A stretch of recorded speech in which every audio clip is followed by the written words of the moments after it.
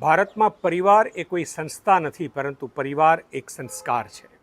ભારતની અંદર રહેતા માતા પિતા કમાય છે એટલું જ નહીં, પરંતુ પોતાની જિંદગી, પોતાનો સમય, પોતાના સપનાઓ, પોતાની ઈચ્છાઓ અને એટલું જ નહીં, પરંતુ પોતાની આખી ઓળખાણ પણ પોતાના બાળકોના ઉછેર માટે ન્યોછાવર કરી દેતા હોય છે. એમની એક જ ઈચ્છા હોય છે કે બાળકો ખૂબ સારું ભણે, સારી કારકિર્દી બનાવે, પોતાના પગભર થાય અને પોતાની જિંદગી એ પોતે જીવ્યા છે એના કરતાં પણ વધારે સારી જીવે.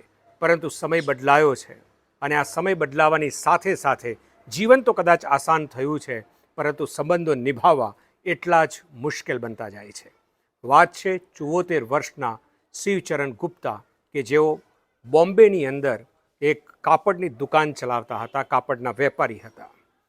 તેમણે પોતે પોતાના જીવન દરમિયાન ખૂબ અઢળક મહેનત કરીને પોતાની ઈચ્છાઓને ત્યજીને પોતાની 3 દીકરીઓને મોટી કરી, ભણાવી, સારી કારકિર્દી બનાવી, એમના લગ્ન કર્યા. અને ત્યાર પછી જ્યારે જીવનના 3 વર્ષ બાકી હતા એ પહેલાં એમણે પોતાની આખી જિંદગી હરિયાણાના સોનીપતની અંદર એક વૃદ્ધાશ્રમની અંદર વિતાવી પડી. વૃદ્ધાશ્રમમાં રહેતા હતા ત્યારે 2 વર્ષ પહેલાં એમની ધર્મપત્ની દેવલોક પામી અને એના પછી હમણાં જ થોડાક દિવસો પહેલાં એ પણ દેવલોક પામ્યા. ત્યારે વૃદ્ધાશ્રમ ચલાવનારા લોકોએ એમની દીકરીઓને ફોન કર્યો ત્યારે એક દીકરી નેપાળ હતી, બીજી દીકરીએ કીધું કે મારે આવી નહીં શકાય અને ત્રીજી દીકરીએ કીધું કે હું આવી નહીં શકું, મારે ઓનલાઈન જે છે એ ઓનલાઈન વિડીયો કરો અને એની અંદર જ અંતિમ સંસ્કારને હું જોઈ લઈશ અને ઓનલાઈન પૈસા પણ આપી દઈશ. મિત્રો, આજે સમય કેવો આવી ગયો છે કે જે બાપે પોતાની દીકરીનો ઉછેર કરી છે એ પિતાના અગ્નિ સંસ્કારમાં પણ દીકરાઓ કે દીકરીઓ આવી શકતા નથી.